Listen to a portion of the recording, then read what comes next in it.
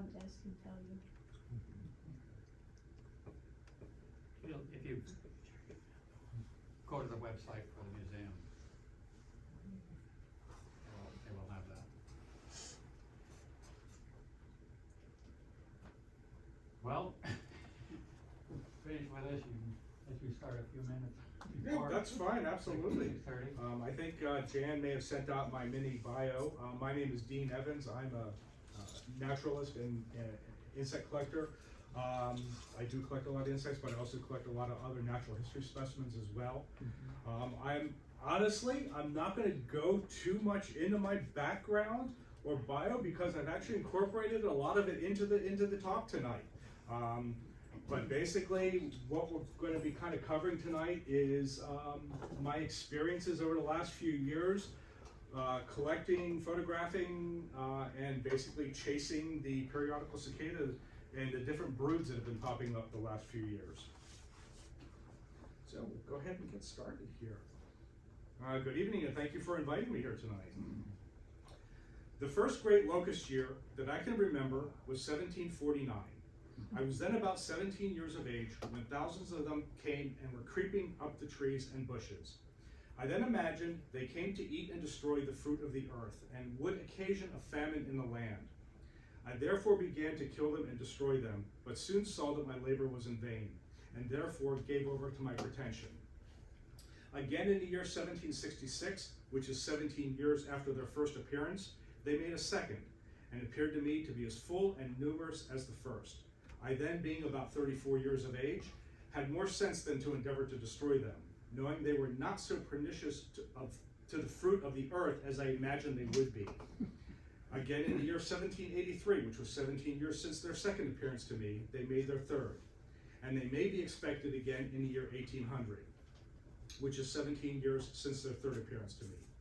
So that if I may venture to express it, their periodical return is 17 years. But they, like the comets, make a short stay with us. The female has a sting in her tail, as sharp and hard as a thorn, in which she perforates the branches of the trees and lays eggs. The branch soon dies and falls. Then the egg, by some occult cause, emerges a great depth into the earth, and there continues for the space of 17 years, as aforesaid. It was Benjamin Banneker, April 1800. Banneker was an accomplished farmer, almanac author, surveyor, mathematician, astronomer, and naturalist. He was primarily known for astronomical observations, a one-of-a-kind wooden clock, and his association with Andrew Ellicott and the surveying of land that would become Washington, D.C. But Banneker is known from his journal that he correctly identified and predicted the life cycle of the periodical cicada.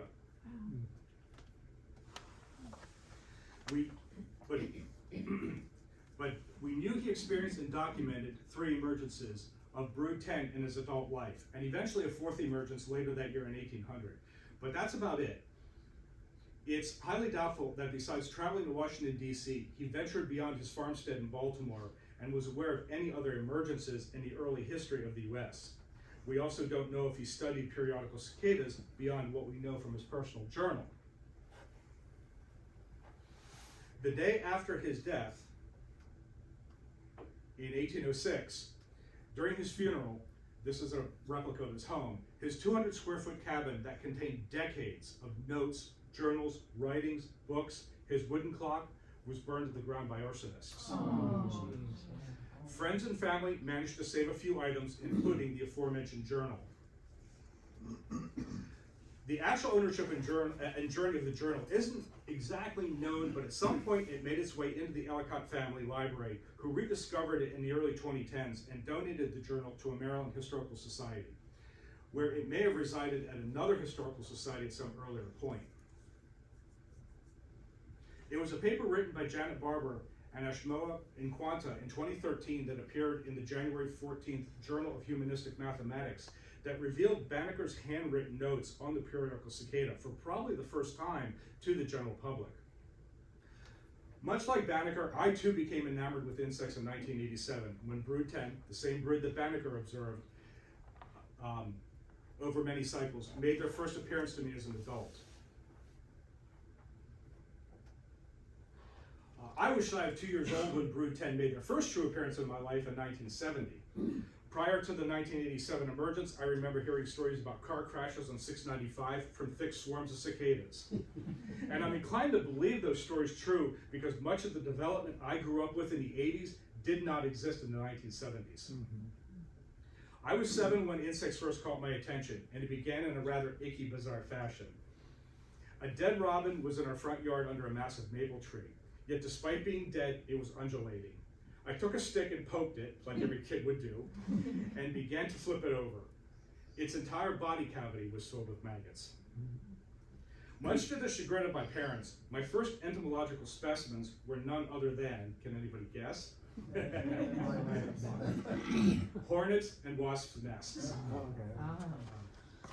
In time, days became weeks, weeks became months, months became years, and years became decades. My collection of natural history specimens would grow, from fossils to seashells, rocks, minerals, crystals, bones, leaves, and of course, insects. My collection of specimens is easily right around 50,000 today. And most of it's all in boxes in a small cabin right now. Much of my collection took a backseat to school and work from the mid-90s to the 2000s because, and even the appearance of Brood 10 in 2004 didn't quite get my attention like the emergence in 1987. But as my adult life stabilized, I became active in collecting again, a lot more active. Fast forward to 2021, our daily rituals and lives are upended by the COVID pandemic, and that would actually make Brood 10 special to me in 2021. It was the first time I consciously went beyond the boundaries of my backyard to observe, photograph, document, and collect periodical cicadas. Living in Delta, Southern York County, I collected and tracked the cicadas throughout Lancaster County, parts of York County, and even ventured close to my home, childhood home back in Baltimore. Having cicadas from different localities was actually exciting, and so was the feeling of having a collection of cicadas spanning decades.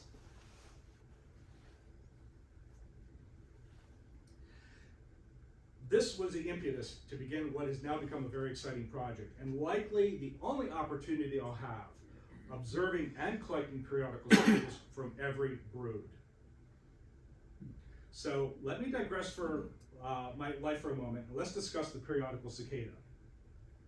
Cicadas are a member of order of insects called Hemiptera, or true bugs. They include over 80,000 species of insects worldwide, such as aphids, plant hoppers, assassin bugs, stink bugs, and of course, cicadas. There are currently 3,339 identified species of cicadas worldwide, including about 200 species in the United States. Among those US species, there are 7 species of cicadas we call periodical because they have a 13 or 17-year life cycle. Periodical cicadas with their distinctive red eyes, reddish-brown wings are under the family Cicadaea, and all 7 species are only found in the US. Most cicadas we hear and encounter on a yearly basis during the summer months are annual cicadas. They generally emerge every year, although these cicadas may have a 1 to 3 year growth period underground, dependent upon various meteorological and ecological conditions. On average, each state has about 4 to 5 species of annual cicadas. I love teaching about this in insect class because while we know there are other longer-lived insects, periodical cicadas are special because we generally know when these insects lay their eggs, when those eggs hatch into rice-sized nymphs that drop into the ground, when they are born, and when they molt into adults. We really don't have that kind of life cycle picture for other long-lived insects. The genus of periodical cicada, Cicada, evolved around 3.9 million years ago in what we generally know as the eastern US. This is about 1.5 million years before the start of the Pleistocene Ice Age, about 2.6 million years ago. The individual species we know of evolved between 2.5 million years ago and 500,000 years ago. Current research theorizes that Cicada did not initially evolve with the 13 and 17-year life cycles intact.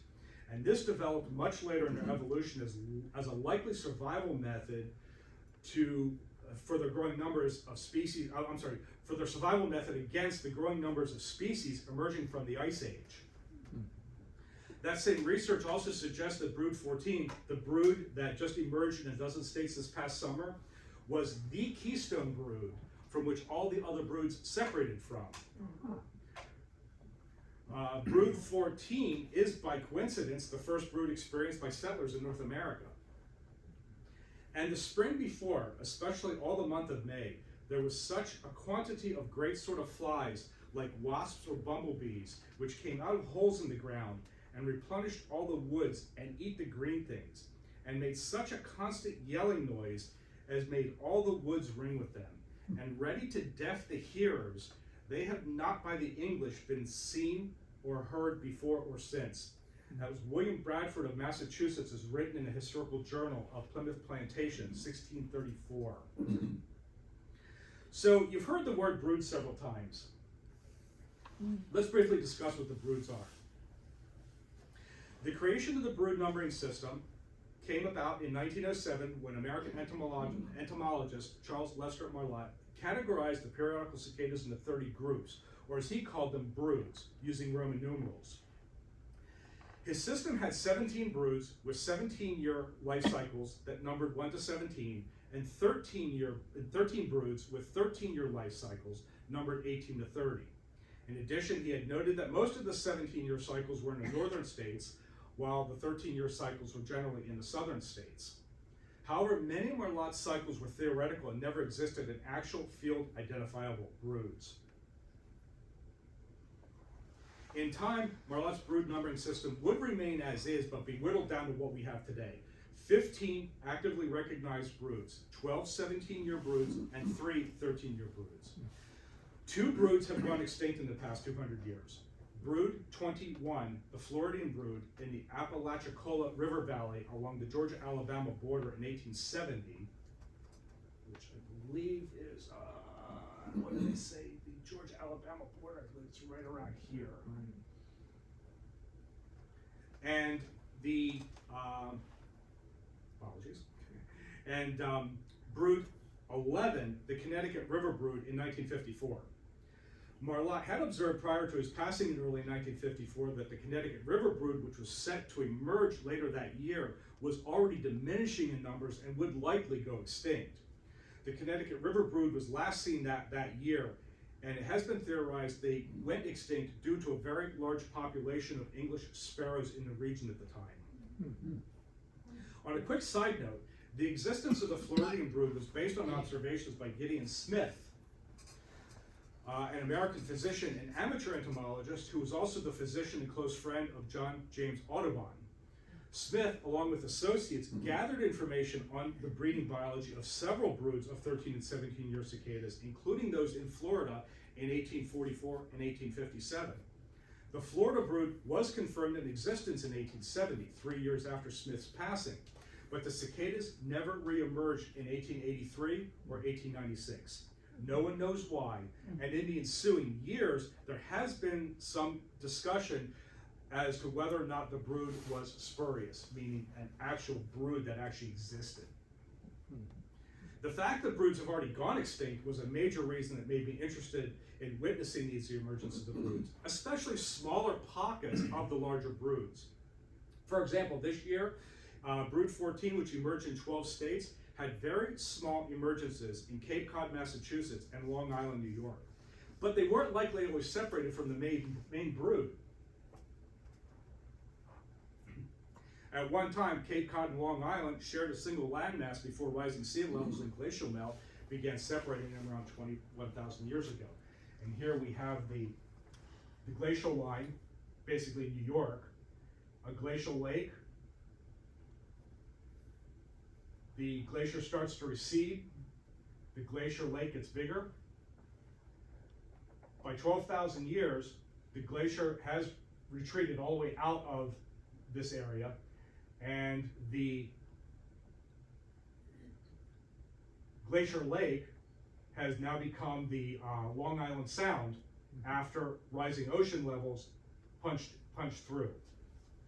So that's what we have present today. So at one time, the landmass stretched, which is probably why the cicadas were in this area to begin with.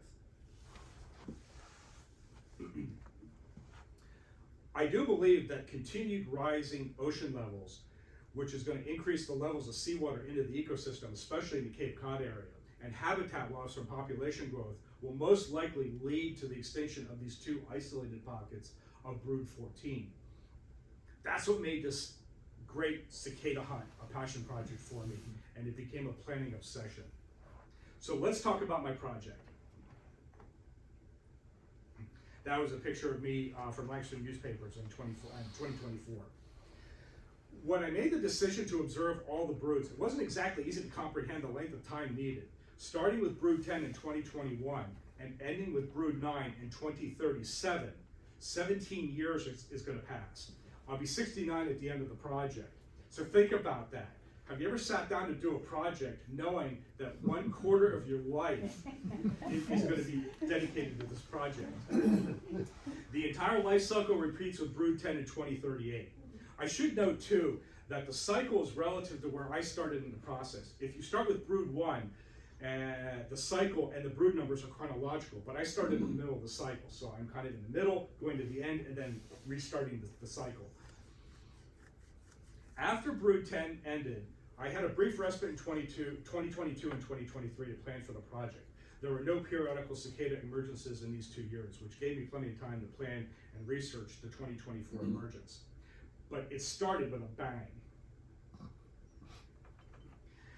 My first non-brood 10 collection trip would be a 2-for-1. 2024 offered the opportunity to experience simultaneous emergence of brood 13, the 17-year Illinois brood, and brood 19, the 13-year Great Southern brood. For these two broods, it would be the first time in 221 years that they emerged simultaneously. The last time this happened was 1803, and Thomas Jefferson was completing negotiations with France for the Louisiana Purchase. It was estimated that more than 1 trillion cicadas emerged from this double emergence. Now this is a very broad map. Let me show you a more realistic map. This is more realistic as to where the cicadas actually came out.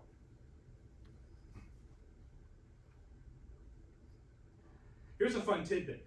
Many news stories written in 2024 emphasize the 221-year reunion. In fact, I even have a t-shirt here with that. They often, but erroneously, made it sound as if this was an extremely rare experience and the only time 2 broods were emerging simultaneously. But in fact, it really wasn't. Sure, it would be the first time that these 2 broods emerged together in 221 years, but it's not the first time that broods do emerge.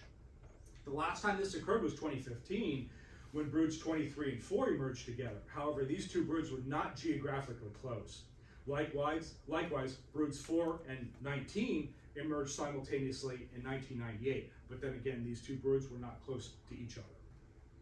In the next 30 years, various periodical cicada broods will emerge simultaneously in 2037, 2041, 2050, 2053, and 2054. Interestingly, the next 7 consecutive emergences of brood 19, the 13-year southern brood that emerged last year, will coincide with the emergences of other 17-year broods between 2037 and 2115. Brood 19 won't emerge as a sole brood emergence until 2128. And starting in 2041, brood 23, the 13-year Mississippi Valley brood, will share 8 successive emergences with other 17-year broods between 2041 and 2132. The next time 2 broods do emerge will be in 2137, when broods 19 and 9 emerge in the same year but different localities. So last year's geographically close brood emergences was quite unique. When broods do emerge simultaneously, it's always 1 13-year brood and 1 17-year brood. 13-year broods never emerge with other 13-year broods, and the same goes for 17-year broods.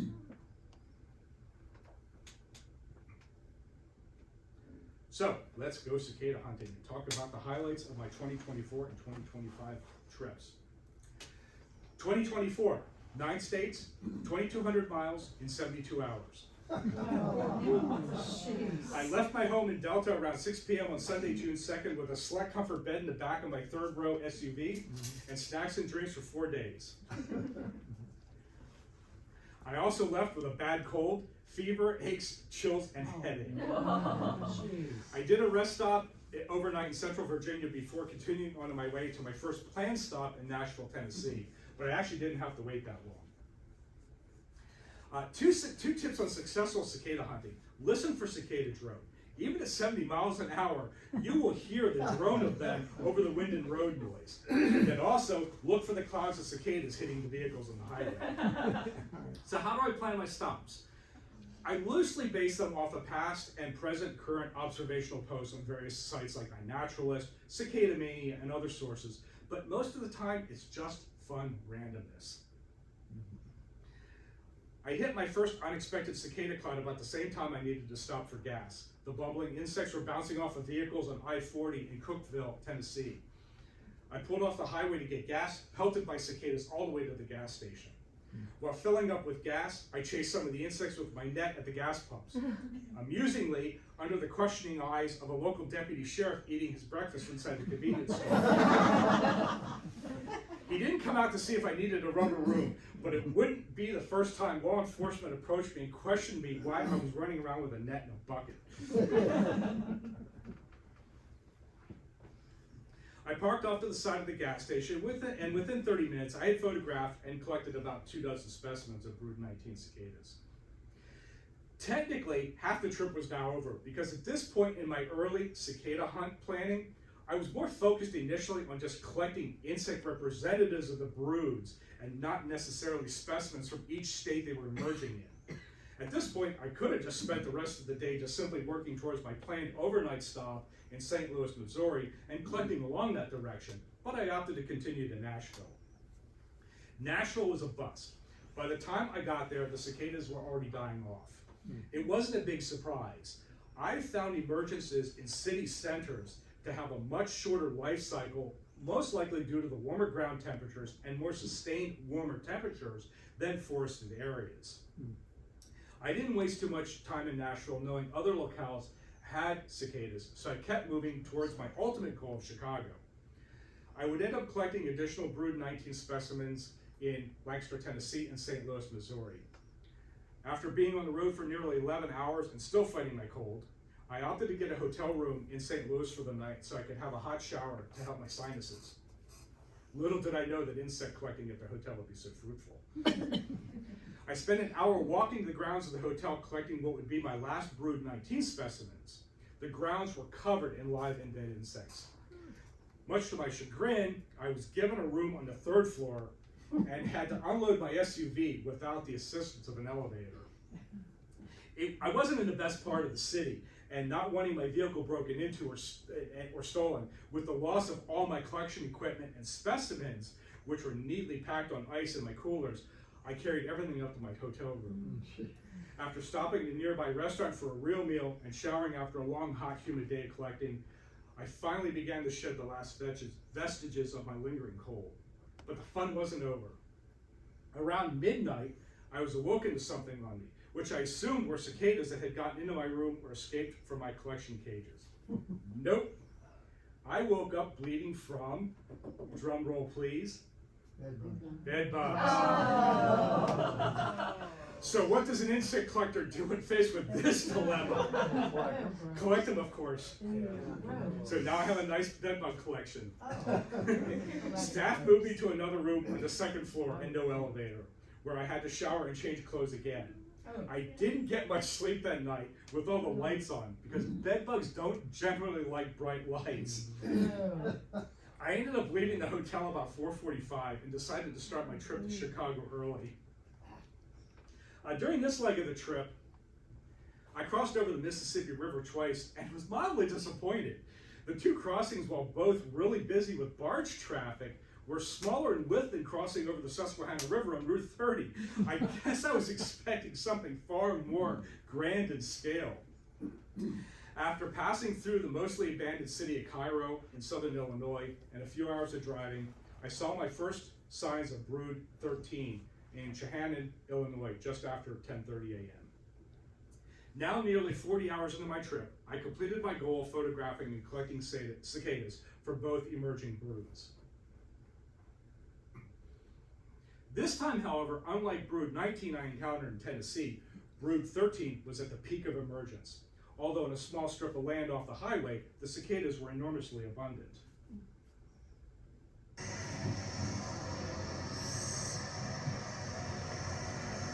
Even with that road noise, you can still hear them in this little strip of land.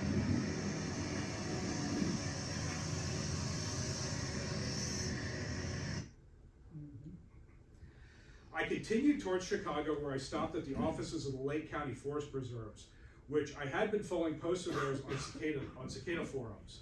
There I learned from staff where the greatest concentrations of cicadas were. I toured the adjacent Dunn Museum, where they had a large and wonderful exhibit on brood 13. This is just one display in what was perhaps almost an hour to go through the displays. It was a mammoth display. So they were very proud of their cicadas coming out. I then left for Deerfield, Illinois, where the very helpful staff of the forestry office told me that the Ryerson Conservation District had the most number of cicadas emerging for them. And they were not kidding. Of all the broods I had experienced to date, nothing came close to the sheer volume of insects flying about. There was approximately 1.5 million per acre. And you can just kind of see them just dotting all the leaves. And this is just one frame. Where is this again? The Ryerson Conservation Area in Deerfield, Illinois. Probably about 40 minutes west of Chicago.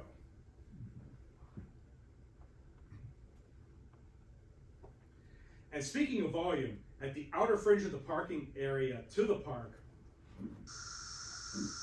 I recorded a noise level of 82 decibels, and I wasn't anywhere near the interior of the park.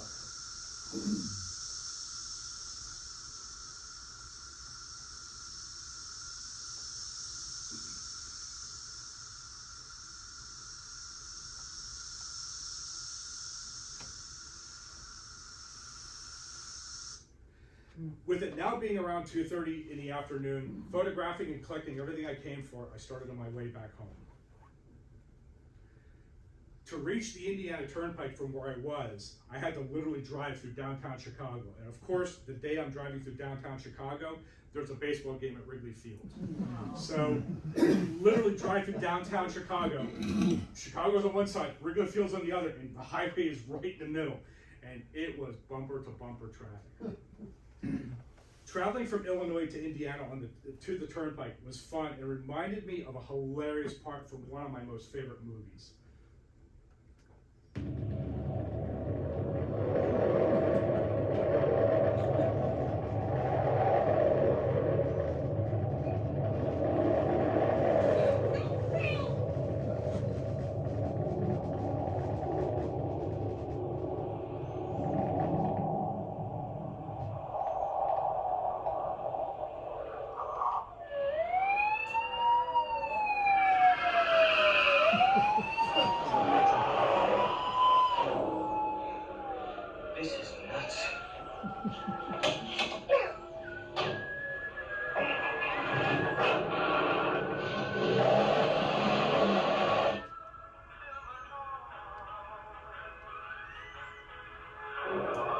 Yes, the Turnpike still used gates. Yes, they were still that slow.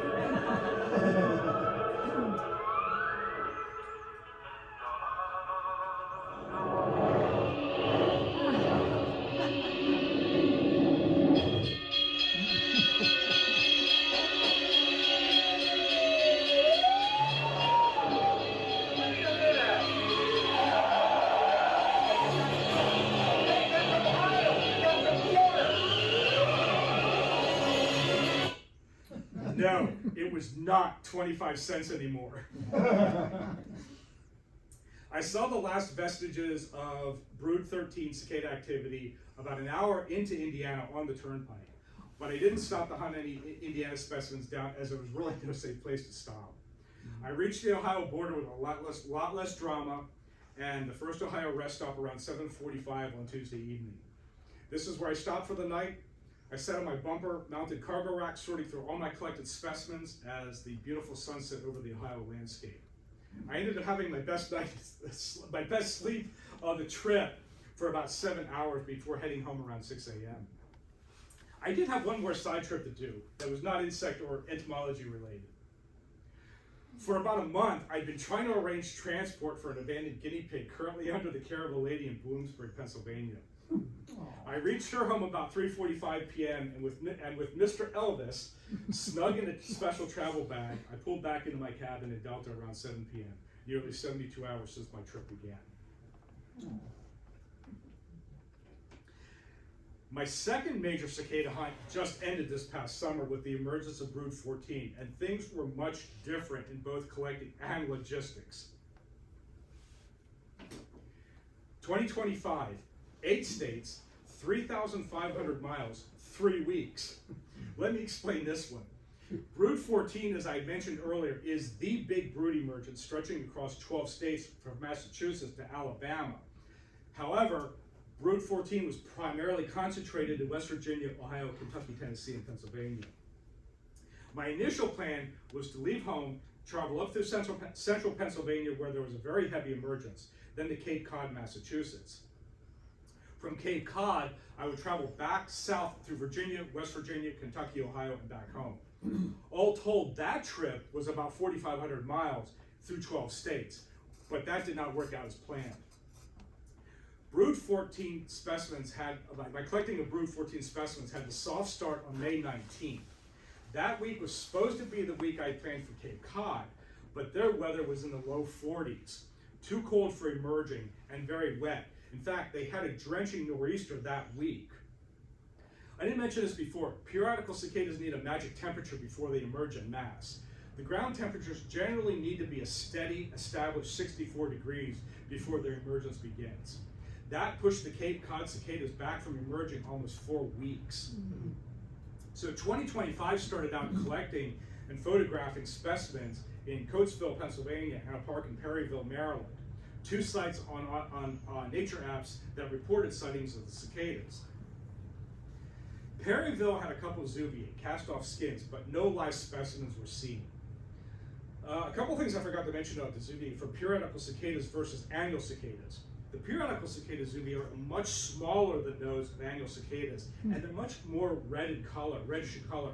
And I also tend to find them significantly cleaner and free of dirt as compared to annual cicadas. I don't know why, but at the end of the lecture, you can come up and see my collection of shells, and you can see the difference between the periodical cicadas and the annual cicadas.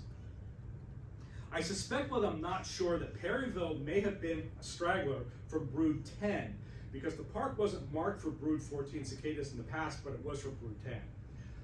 A local park in Coatesville was much more productive.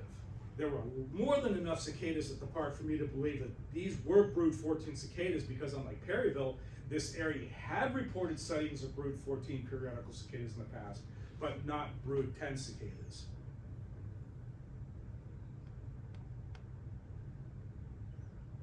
Somebody sent this to me today, and I appreciate it. Thank you so much. So, before I forget, let me explain what a straggler is. Sometimes periodical cicadas may emerge in extremely small numbers, 1 to 4 years before or after their normally scheduled emergence period.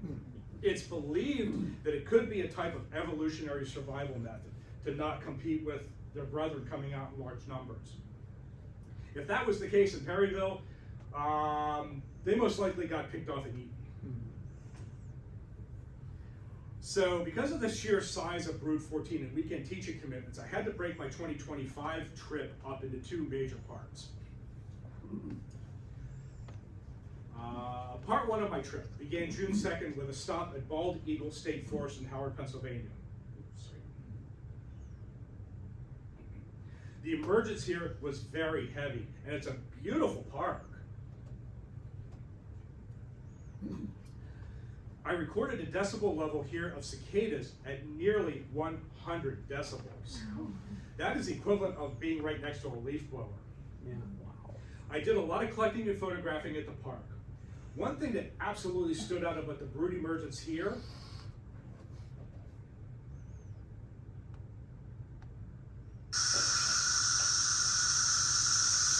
So here I am about 20 feet away.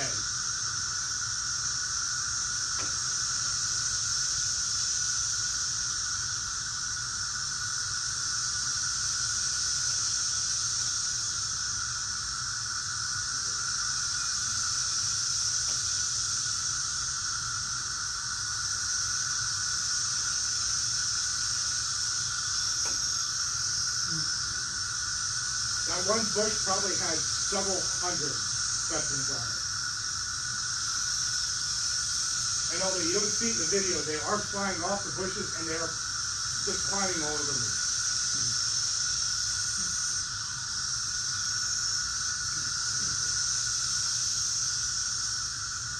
So the one thing that stood out about the emergence at Bald Eagle, the number of deformities.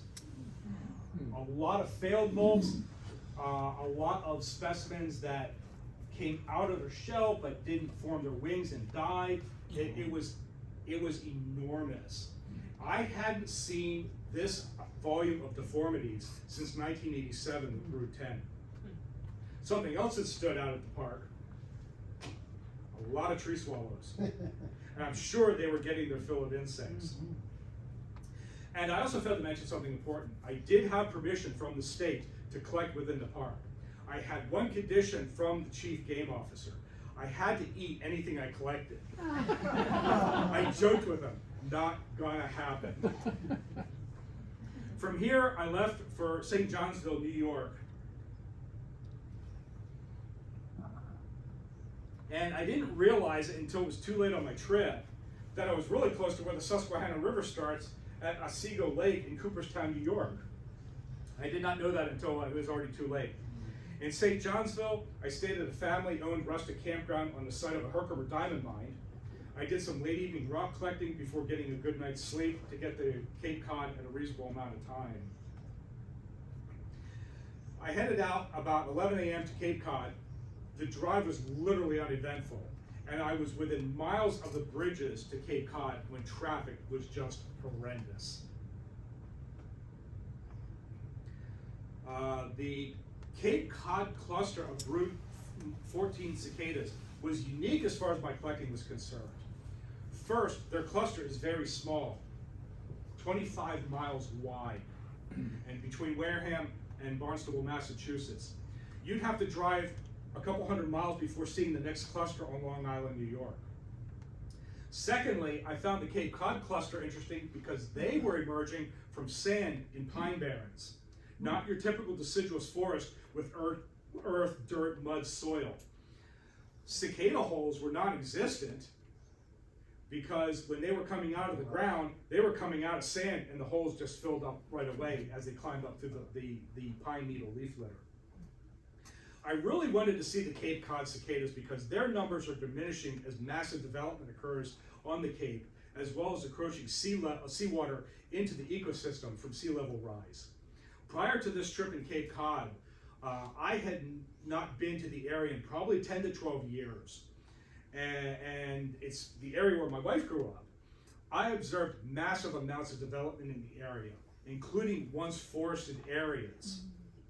Marlotte even had mentioned in a report in 1907 that the periodical cicadas were still in great numbers in the area due to the amount of forests present on Cape Cod.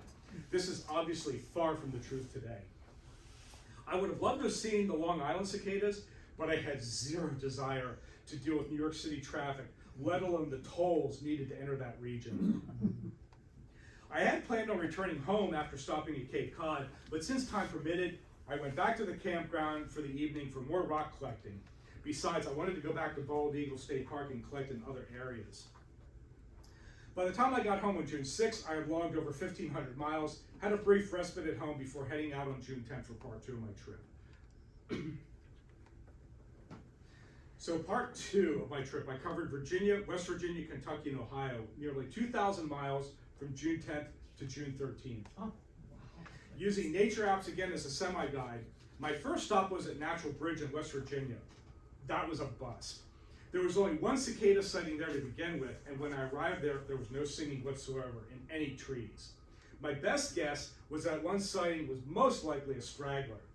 also, to access the bridge portion of the park where that sighting was, you had to feed your credit card into a processing terminal on the trail. Jeez. So I didn't go that deep into the park. The first significant emergence I ran into was at the Mary Draper Angles Trailhead in Charleston, West Virginia. This is another beautiful park. Now you can hear the cicadas, but I'm on a trailhead and they were really deep into the woods, but I didn't have to actually go too deep into the woods to actually see them. They're right there on the railings, just waiting for me. I do want to note, I do collect live specimens on occasion, but you know what? There are typically so many dead specimens that are in excellent shape that I'll just stick with the dead specimens. There was one unique thing about this park though. I collected several specimens, including my first recorded sighting and collection of a periodical cicada infected with the abdominal fungus, Massospora cicadina. It wasn't the best specimen, but its infection was unmistakable. Who's heard of the fungus? You people, yeah. I didn't learn about the fungus until reading about it in 2021. I want to cover this infection for a few minutes because in all my years of collecting periodical cicadas, I've never seen any indication of the fungus, and in 2025, I saw it twice. Massospora cicadina is a fungal pathogen that is known to infect 13 and 17-year periodical cicadas. There are a dozen other species of Massospora, each infecting a specific species of cicada. In the Magicicada genus, M. cicadina infects all species of the genus. The fungus causes the lower abdomen and genitalia to fall off and creates a plug in the abdomen while the cicada is still alive. Now, the one specimen I found was dead. Even though it's dead, the fungus does continue growing into the specimen, and ultimately it starts splitting apart the specimen, as you saw. While it leads to infertility of the cicada, it doesn't stop the sexual activities of the cicada, and the fungus is spread through sexual reproduction, which is rare in insects. According to an August 2004 article in the Cambridge University Press, at the time of the paper, there were only 73 known species of mites, nematodes, fungi, protists, and viruses, all sexually transmitted among 182 species of insects. The existence of the fungus has likely been known for over 2.5 centuries, gathering quite the colorful hodgepodge of individuals who have mentioned or studied the fungus. John Hazelhurst Bonneval Latrobe was an American lawyer and inventor, known for the Latrobe stove, a squat coal-fired stove that became more favorable than Benjamin Franklin's workhorse standard, the Franklin stove. In 1845, with Baltimore preparing for the arrival of Brood 10, he read Banneker's memoir at a Maryland Historical Society meeting, where Banneker described characteristics of the periodical cicada and quite possibly the existence of the fungus. Banneker writes in his journal of April 1800, "I like to forget to inform that if their lives are short, they are merry. They begin to sing or make a noise from first they come out of the earth till they die. The hindermost part rots off, and it does not appear to be any pain to them, for they still continue on singing until they die." American paleontologist, parasitologist, and anatomist Joseph Millick Leidy was a professor of natural history at Swarthmore College and director of scientific and educational programs at the Wagner Free Institute of Science in Philadelphia. In 1851, he studied, described, and illustrated the fungus that causes the abdominal rot in cicadas. Charles Horton Peck, an American mycologist and New York State botanist from 1867 to 1915, further described the fungus and gave it the scientific name we know today. Peck went on to describe more than 2,700 species of North American fungi.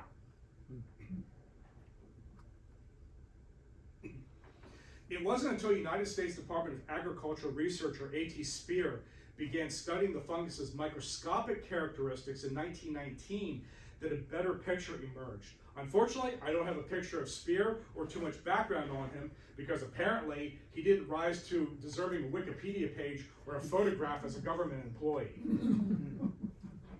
Spear discovered how the fungus germinates in a substrate. Here, it has the ability to remain dormant as long as the cicada remains underground, feeding on xylem fluids of the tree roots. At some point during most emergences of the periodical cicadas, media sources inevitably write about the fungus. So let's jump back on the road. I continued southward from Charleston, collecting at several on-ramps and off-ramps, as well as some rest stops. In fact, driving through West Virginia, there was a period where the cicadas were bouncing off the vehicles off the highway for nearly 2 straight hours. Oh, wow. And that's what they look like when they hit you right perfect, head to tail, to legs, to wing. Wow. I couldn't have gotten him more square, unfortunately. Collecting in Kentucky was mediocre, but positive. I never saw the huge numbers reported in Mammoth Cave National Park. But in all honesty, the park is very large, and I didn't do a lot of exploring or even touring of the cave. One could spend a week there in the park and the caves and everything in the area, and I only spent about an hour or so there. Okay, let's go, come on. Where's Evan? She's in the car. Good, come on, kids, take your butts in the car. Go. Don't you want to look at the Grand Canyon? That was you. Evidence I witnessed suggested that the bulk of the emergence in that area was long gone. I collected a few specimens, including my second specimen with the fungus. By now, I'm halfway through my circuitous route and now heading northward, moving closer to home than further away. The I-64 rest stop in Moorhead, Kentucky turned out to be the cicada equivalent of Custer's Last Stand. Every single cicada I found was decimated. There were pieces, parts everywhere. I found one cicada missing its abdomen, part of a thorax, 2 legs, a wing, and still nonetheless trying to move. Oh. Wow.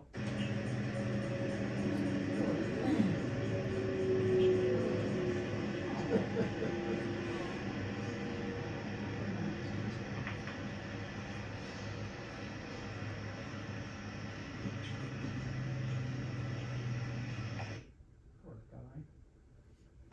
What I did observe were large numbers of common grackles everywhere at this rest stop. That could have explained a lot. And in all the years of collecting so far, I've always found rest areas and highway on-ramps, off-ramps among the best collecting sites. These places generally have well-established trees or greenery, as you can see on the left, and they're unlikely to ever be developed further. And rest areas tend to have pollinator gardens and have pesticide and chemical-free practices and policies in place. My last 2 collecting sites before heading home were the Jackson Township Municipal Building in Williamsburg, Ohio, and Painted Creek State Park, also in Ohio. I found these 2 sites by luck and were not planned. I accidentally missed a highway exit that was supposed to keep me on the highway, and I ended up on a state route that lasted for hours across Ohio and was similar to traveling on Route 741 between Gap and Strasburg, 2-lane road, an occasional town, classic crossroads, and open spaces. Both Ohio sites were very fruitful. The trees and blades of grass at the municipal building were simply overwhelmed with specimens. I could have spent the entire day there.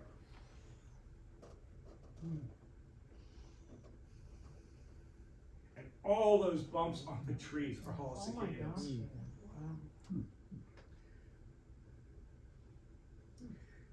Knowing where I was and where I was heading to, I had to work at a history stop on my way home. So I drove into Point Pleasant, West Virginia, the site of the 1967 Silver Bridge collapse. A local maritime museum dedicated to the river industry in the region had artifacts and articles directly related to the bridge. It was an excellent museum. Despite being reconstructed and exhibits still being unboxed.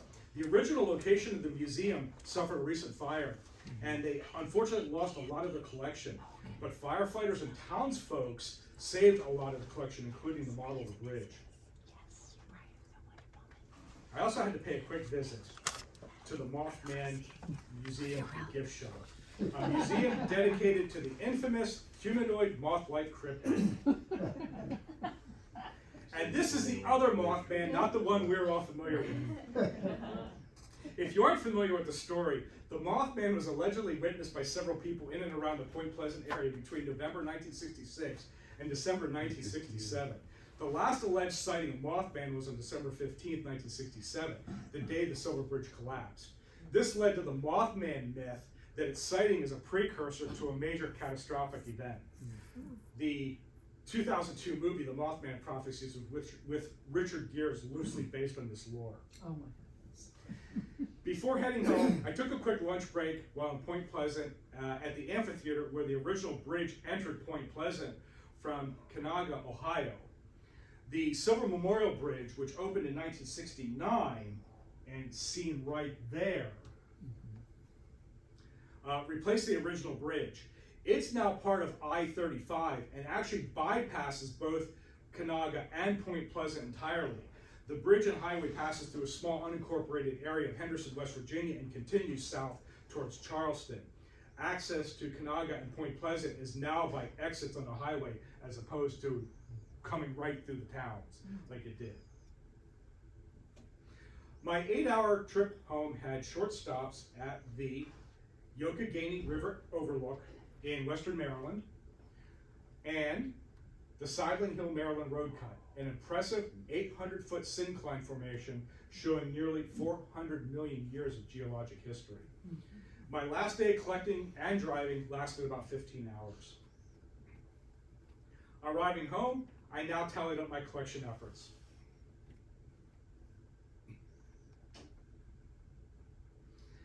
I get a break in 2026. No emergencies are planned.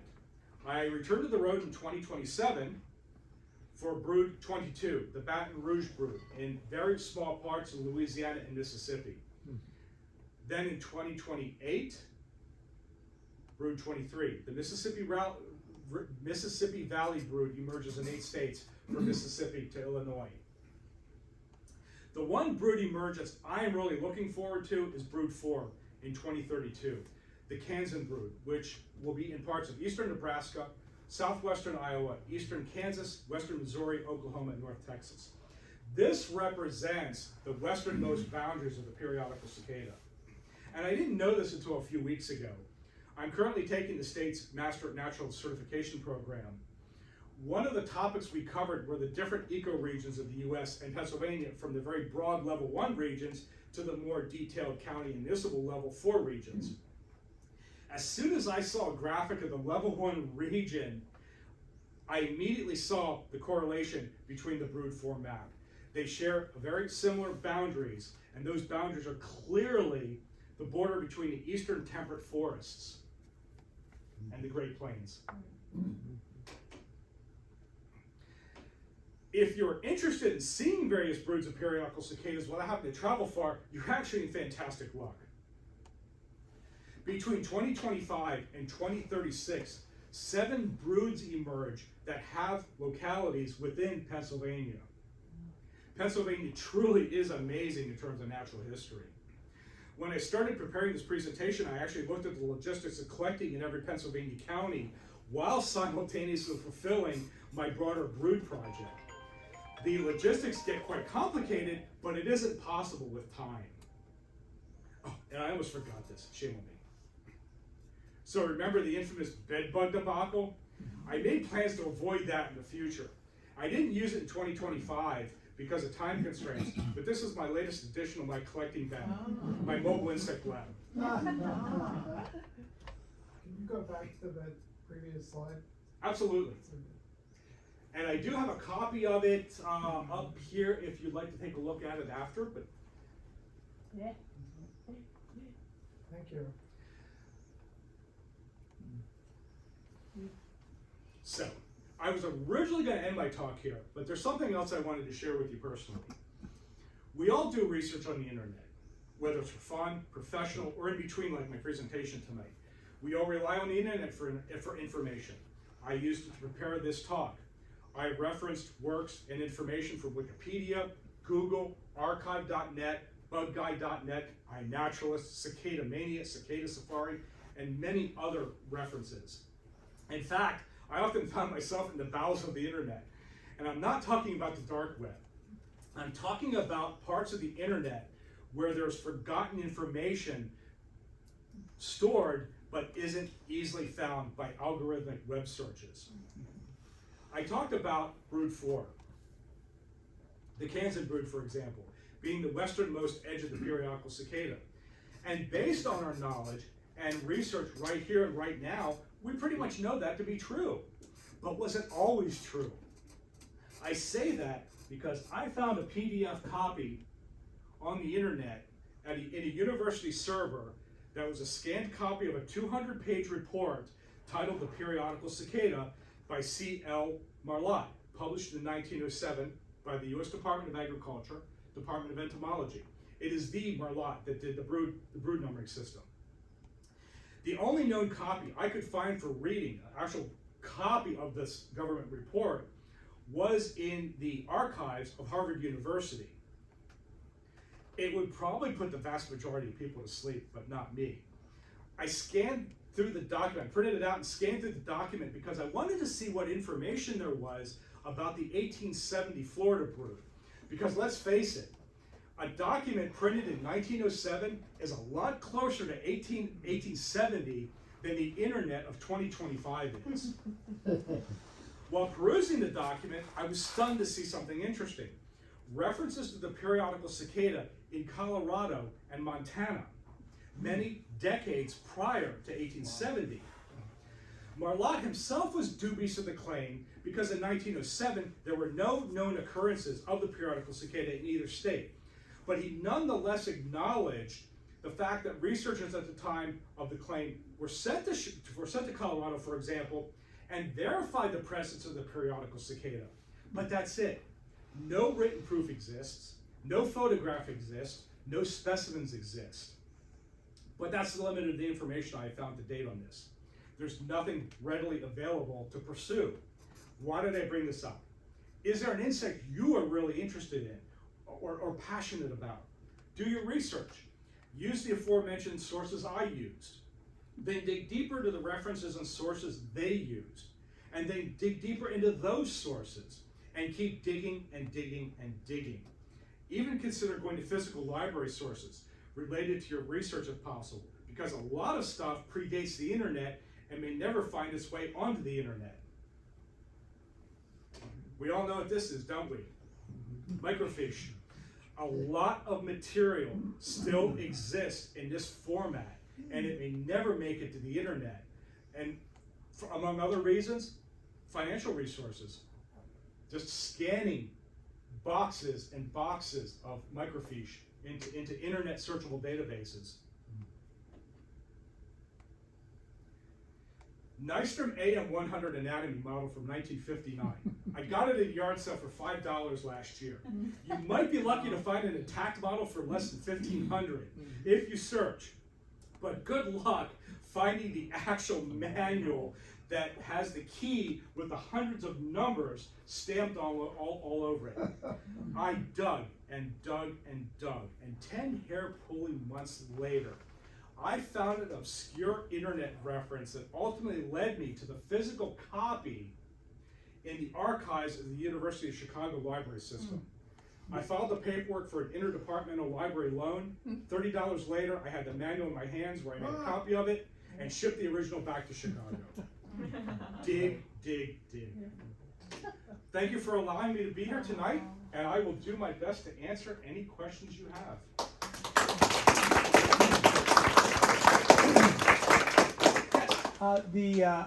We call it the cicada hawk, the wasp that attacks. Are they also cyclic, or are they more just with the annual? They are annual. In fact, I actually do have my box of Hymenopterans with me, and in that box I have a specimen of that wasp with one of its prey, so you can actually see it. Now, it's interesting.